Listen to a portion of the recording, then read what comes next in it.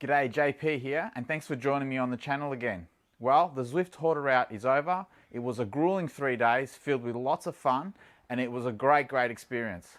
I feel like I learnt a lot about what it's like to race in a multi-stage race, and I also learnt a lot about how I would react both physically as well as mentally to multiple tough days on the bike in a sort of race simulation, if you like. So I thought I would put together a video recapping the event and sharing my experiences.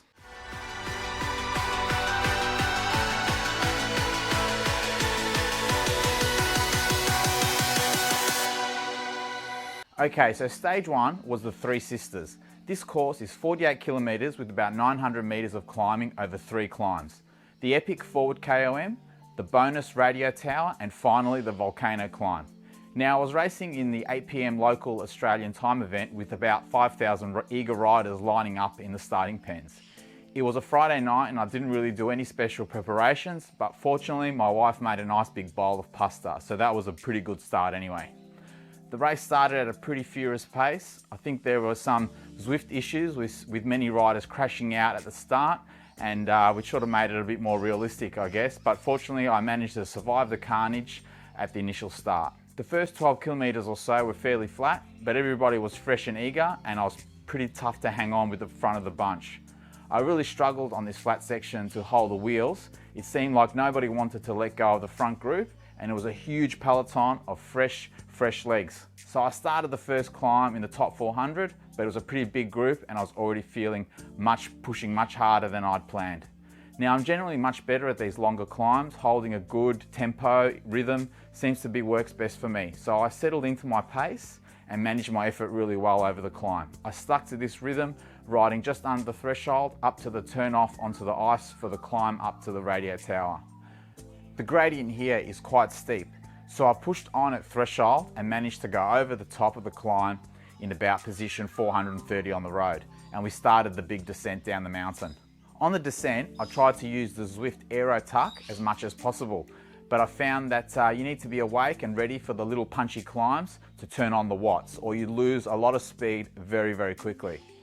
I probably struggled on the descent, and it's an area of my Zwift racing that probably I really need to improve on a little bit.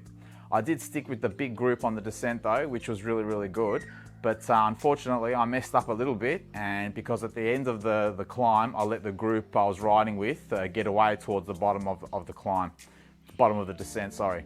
And as we hit the flat, they had 20 metres on me and I just couldn't catch them anymore. So they basically pulled away and were gone. So the following group sort of caught up to me eventually, and we cruised along to the final climb up the volcano.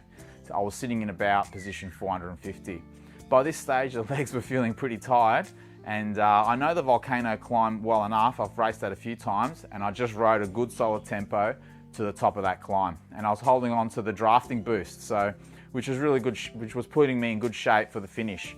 So we rode down to the final kilometre. I used my drafting boost and pushed to the line and passed most of the people in my group, which was good to finish, and I came in 434th over the line. Now my Zwift Power results was 301 overall, so I was pretty happy with this stage 1. Now the next part of the event I wasn't expecting at all.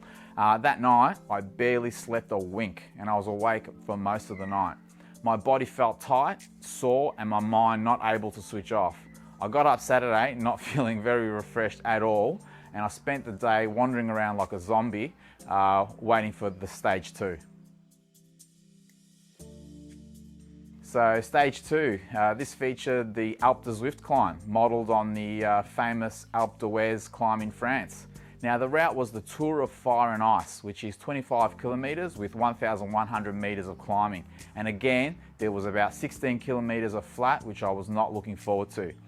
I was again in the 8 PM event with another 5,000 or so riders, and I didn't really feel very good at all. But once the legs got warmed up a bit, I felt a little bit better.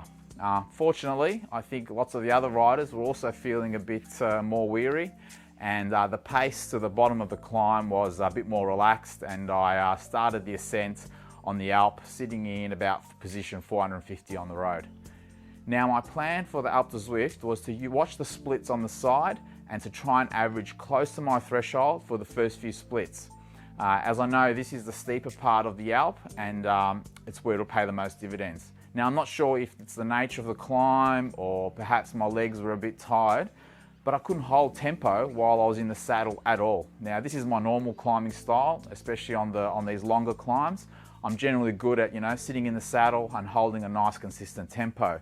But what I found today on stage 2 was that whilst I was seated, I really struggled to hold a decent wattage and cadence at all.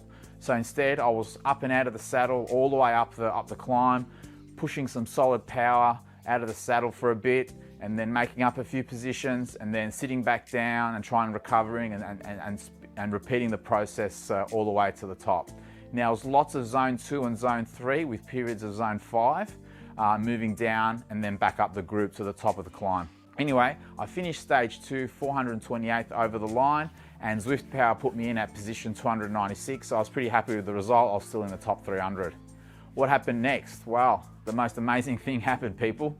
I slept like a baby. No, I slept like a rock sitting on the bottom of the deepest, darkest ocean. I haven't slept like that in ages. And I woke up Sunday morning feeling way better than expected, and really I was ready for the final stage 3.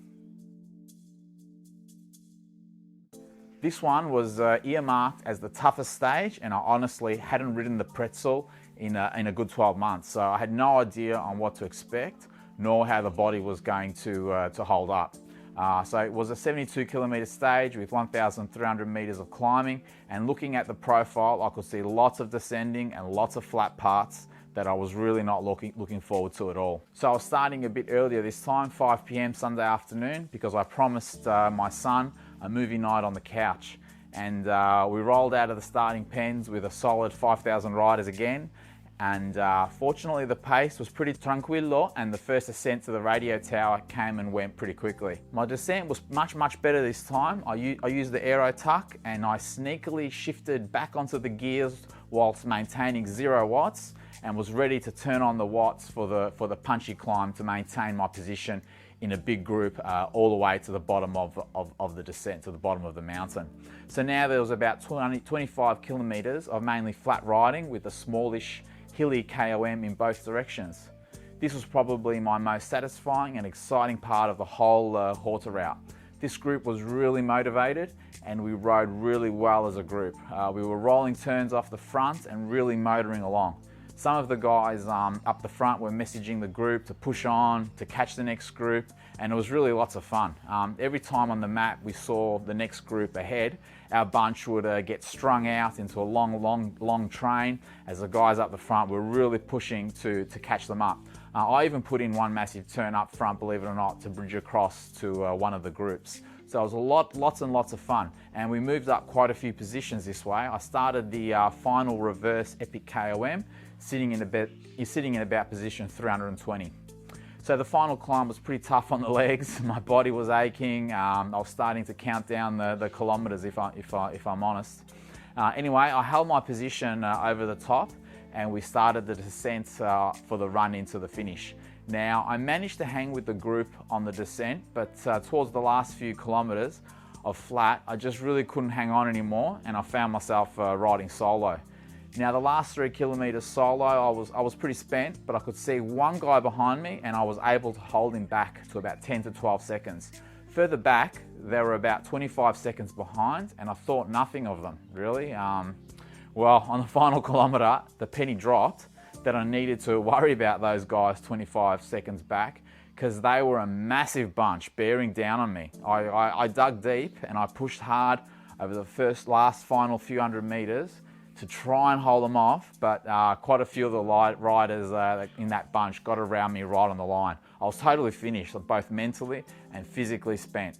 I rolled over the line in position 290, which was my best result of the Haute Route, and my Zwift Power placed me in position 272. So I was really happy with the result, and especially happy to have finished all 3 stages of this awesome event. Again, a massive night's sleep. Woke up the next day feeling like a newborn baby and feeling great. Now, of course, I gave myself a rest day off the bike, and I think I'd deserved a proper recovery day. Anyway, that was my Haute Route experience. Lots and lots of fun, and a great experience. As always, share your experiences in the comment box below. I'd love to read about how you found the event and perhaps what you would do differently next time, or maybe some feedback to Zwift. Great job, Zwift, for organising this. I'll tell you what, if they had one of these events every fortnight or so, I could probably stay in lockdown for months. Anyway, take care everybody, and I'll see you on the next video. Cheers. Come with me, let me change your mind.